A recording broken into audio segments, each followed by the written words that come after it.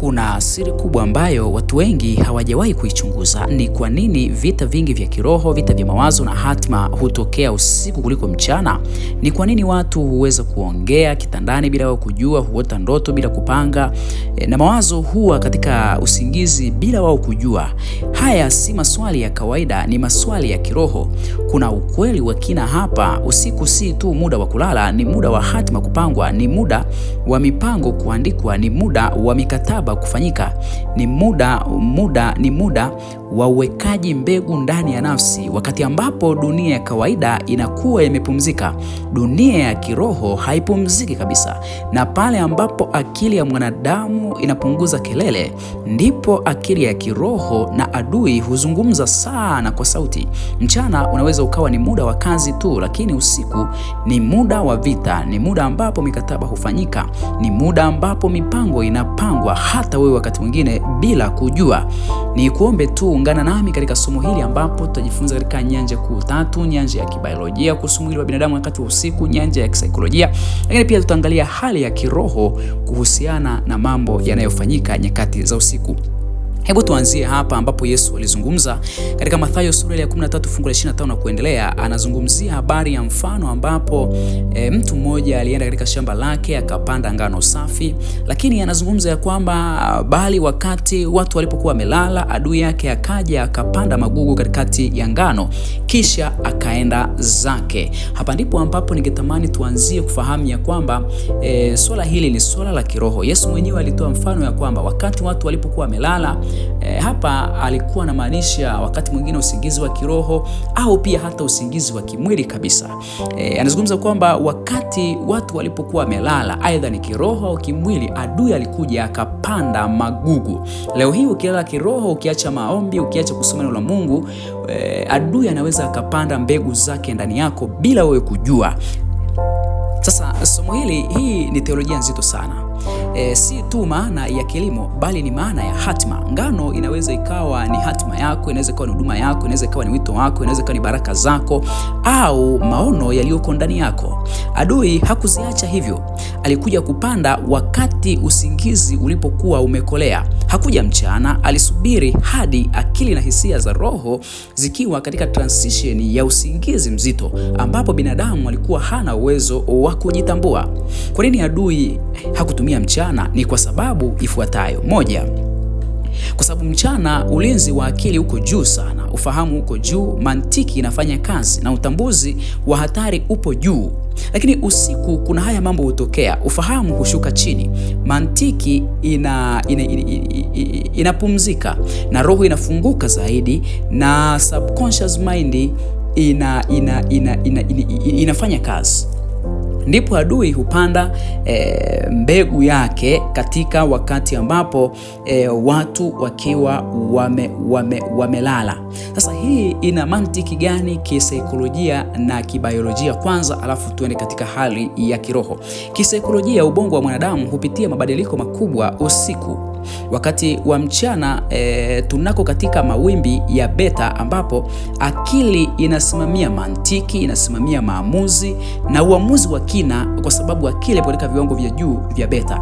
Lakini usiku akili hushuka katika viwango vya alpha na theta, ambapo hapa ni maeneo ya subconscious mind inafanya kazi, ni maeneo ya deep emotion, ni maeneo ya memory processing, imagination na spiritual openness hapa.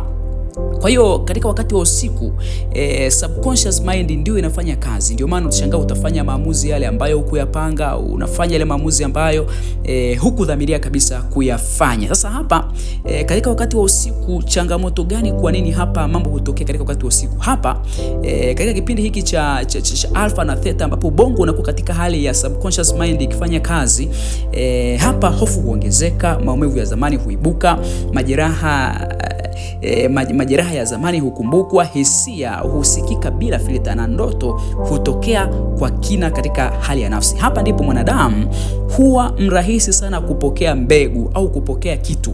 Anaweza akapokea mawazo mazuri au mawazo mabaya, na tena akayapokea bila yeye kutambua maana. Hapa ndipo wakati ubongo wa mbele hauwezi kufanya kazi kwa urahisi, ila subconscious mind inaendelea kufanya kazi.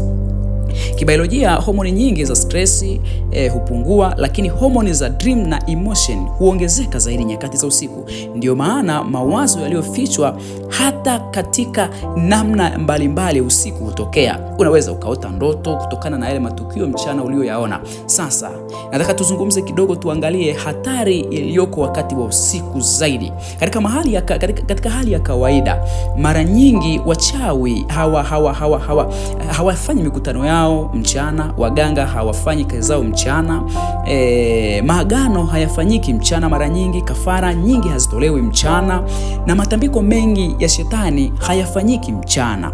Si kwa sababu wanaogopa jua, bali ni kwa sababu usiku ni wakati wa milango kufunguka. Na nishakwambia kwamba hapa ya kwamba usiku milango ya kiroho inafunguka na kile binadamu inashindwa kujizuia. Kwa hiyo ni rahisi kupenyeshwa mbegu, iwe ni nzuri au ni mbaya, katika wakati huu wa usiku.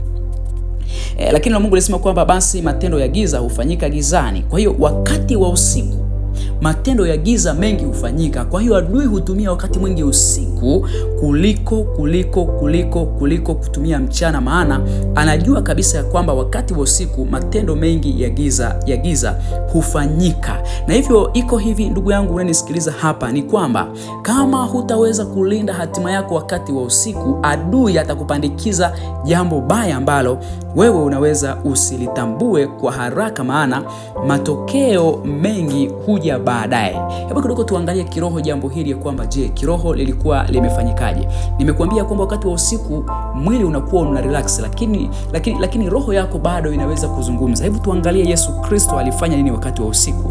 Ukisoma katika kitabu kile cha Luka sura ile ya 6 fungu la 12, inakuonyesha wazi kwamba Yesu wakati wa usiku alikuwa peke yake akiomba.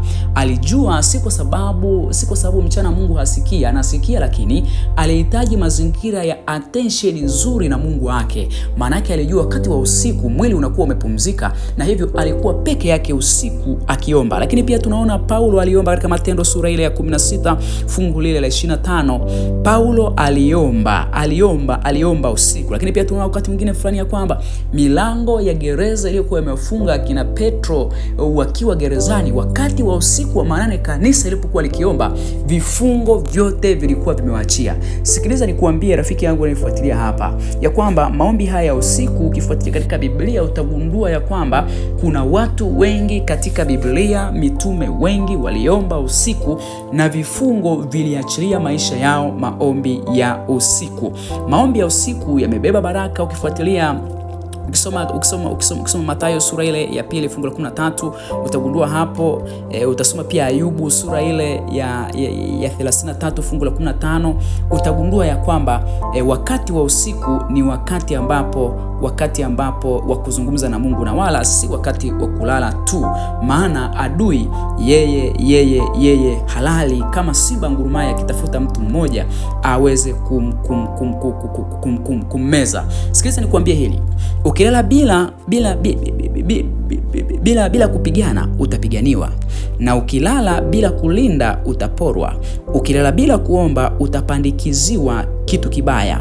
Usiku usio na maombi huzaa mchana usio na ushindi. Maombi ya usiku ni mlango wa hatima yako. Usiku usio na maombi huzaa mchana usio na ushindi. Kuna mikataba mingine ambayo imefanywa usiku bila wewe kujua. Wakati ambapo adui akifanya kazi, watu wa Mungu tusingepaswa tulale, tungepaswa na sisi tuamke, tutafute uso wa Bwana. Ninakutia moyo sana rafiki yangu nifuatilia hapa Hope Price Ministry. Tenga muda kwa ajili ya kuomba usiku. Adui halali kwa ajili yako. Mungu akubariki sana. Usahau kusubscribe channel hii katika